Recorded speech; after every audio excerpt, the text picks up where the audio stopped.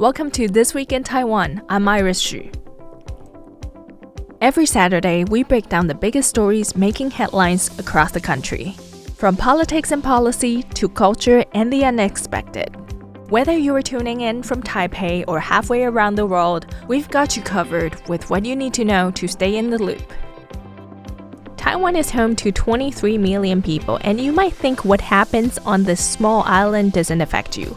But in reality, it is quite the contrary. From geopolitics to global supply chains, Taiwan is more connected to your life than you might expect. So let's get into this week's news and see just how interconnected we really are.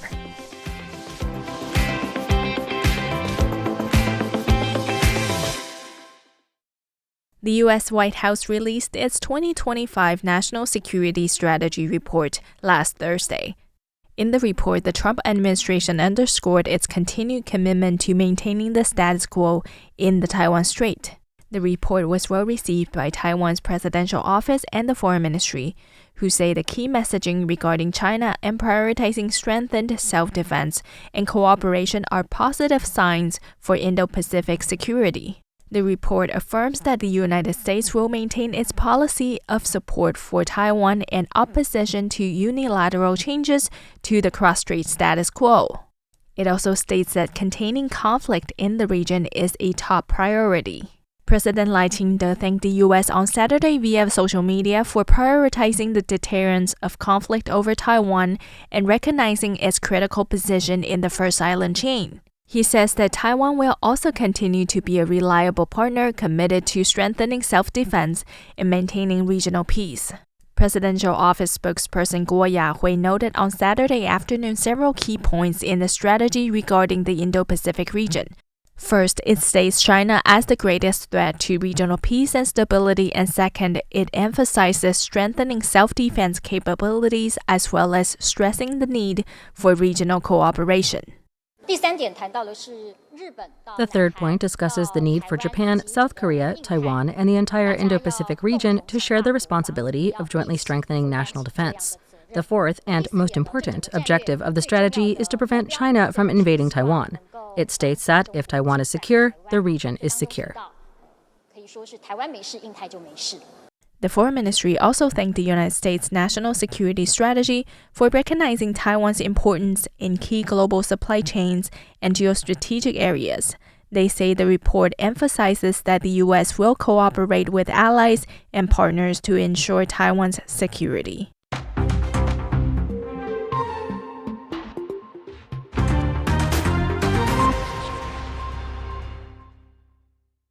Honduras is in the middle of the country's most intense presidential race in history, as the U.S. tries to consolidate support and Taiwan hopes to re-establish bilateral relations. Both right-leaning candidates in the lead have said they are willing to reopen diplomatic relations with Taiwan if they win, a significant move since ties were officially severed under the outgoing president Xiomara Castro in 2023. The election is also important to North America as spectators watch to see if the U.S. President Donald Trump's influence will have a lasting impact. Trump endorsed conservative candidate Nasri Asfura over center-right candidate Salvador Nasrallah. A Reuters report indicates that this is part of a larger attempt to consolidate South American countries into a more conservative bloc, which may be more supportive of the U.S. government. In some of the latest reports, with nearly 88% of the votes counted, Asfura had a thin lead of 40.2% to Salvador Nasrallah's 39.48%, with the ruling leftist party trailing behind at almost 19%. While there have been some allegations of fraud and tampering, officials say that 14% of the ballots did have some form of inconsistency, which is currently under review. The official result is promised by the December 30th deadline. Taiwanese representatives said earlier last week that they were willing to reopen exchanges with no preconditions with whichever candidate gets the vote. Speaking on the subject last week, Foreign Minister Lin Jialong said the ministry has maintained good interactions with both candidates and that Taiwan looks forward to establishing diplomatic relations based on equal and mutual benefit.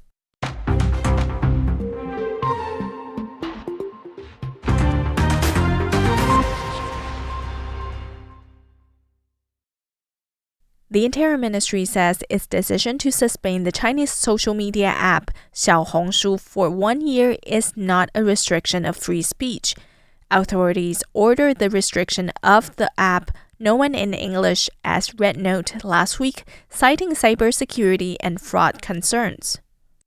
On Monday, Interior Deputy Minister Ma Shiyuan clarified that the suspension or access restriction does not constitute a complete blockade, but rather preemptive roadblocks to make it more difficult for users to connect with the app.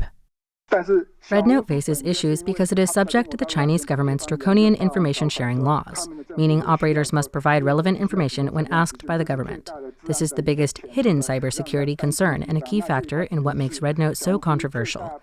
If we set aside cybersecurity, the aspect of proportionality is crucial, but we cannot separate Red Note from its inherent significant cybersecurity risks. From the current perspective of cybersecurity as national security, Red Note is completely unlike any other large platform's app. The Deputy Minister issued a 1-year suspension of the service's DNS after it failed to respond to his letter regarding the cases. Ma said this is in accordance with the Fraud Crime Hazard Prevention Act and is currently the most severe measure the Taiwanese government can take. Should Xiaohongshu fail to improve its platform within the year, Ma says the suspension will continue. Ma explained that saying the government blocked Xiaohongshu is not accurate and that the DNS suspension means the webpage won't be found directly and the IP address that connects the app to the webpage will be shut down. New IP addresses can still connect, albeit at a slower and more unreliable speed. VPN services may circumvent the suspension and allow access to the app, but the government is not seeking to punish users who use them, Ma said. The government has a responsibility to inform the public that using the service carry a very high risk, as it can skim and steal various personal data, including financial account and credit card information, the Deputy Minister said. Responding to external claims that the suspension amounts to suppressing freedom of speech, Ma said it is an irrelevant issue. He said people may continue expressing their opinions on other social media sites and that the government hopes users will leave what he called an illegal and unsafe platform. To truly understand what suppressing freedom of speech means, Ma added, one can try criticizing Xi Jinping or Xiaohongshu and see what happens.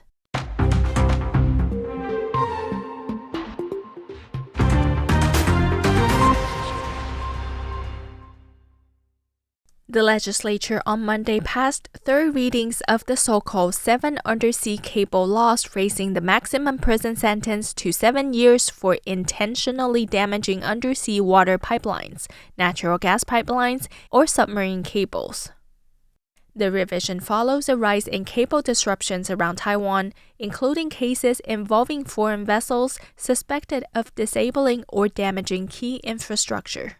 The cabinet first proposed the amendment in September to harmonize penalties across 7 statutes governing telecommunication, electricity, water, natural gas, meteorology, commercial ports, and shipping.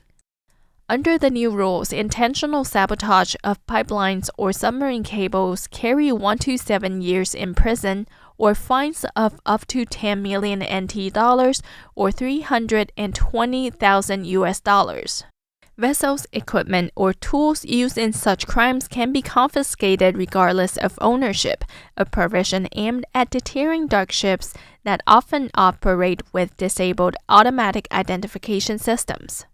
Lawmakers also passed a supplementary resolution directing the Interior Ministry to publish mapping data for undersea cables and pipelines to coordinate public outreach to reduce accidental violations and support enforcement. KMT legislator Luo Ziqiang said the opposition will monitor the government's enforcement capabilities now that clear legal authorities is in place. While DPP legislator Rosalia Wu welcomed the revisions and urged bipartisan support for safeguarding critical infrastructure.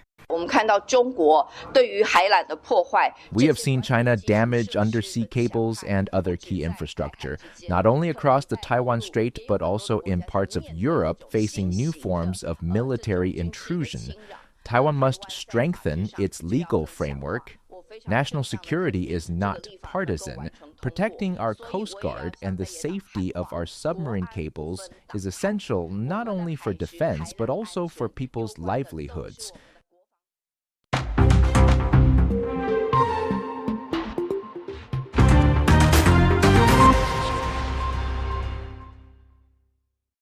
This Tuesday, the New Zealand Defence Force announced that its largest naval vessel encountered a Taiwanese warship while transiting the Taiwan Strait in November, and released a photo documenting the encounter.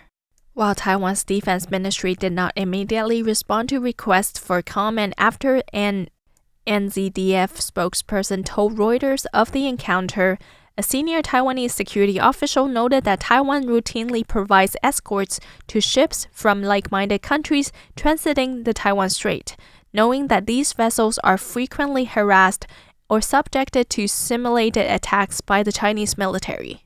Although New Zealand does not have official diplomatic relations with Taiwan, Taiwan considers it an important like-minded democratic partner and that the two sides maintain trade and economic offices in their respective capitals.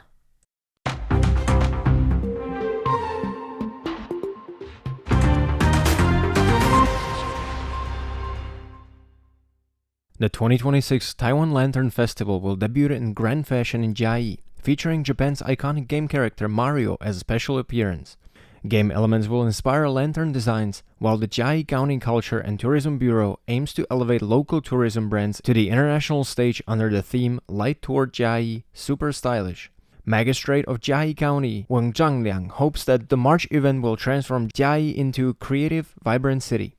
At the launch event, Wang and guests struck thumbs-up poses on stage as MCs hyped Taiwan Lantern Festival in Chiayi give a cool thumbs up. Mario made a dramatic entrance amid cheers, confirming his role in the festival. Wang said lanterns featuring the character will light up, blending gaming with traditional displays. Will this lantern light up? This lantern will light up, Wang told the host. He added, families can enjoy Mario-themed toys beyond the lanterns, predicting the partnership will create a wave of excitement. The festival will take place March 3rd to 15th and will feature a Mario Zone, diverse flower lanterns, and food stalls. Organizers invite everyone to take part. Phil Eskowski for RTI News. And that's it for This Week in Taiwan. My name is Irishi. Until next time.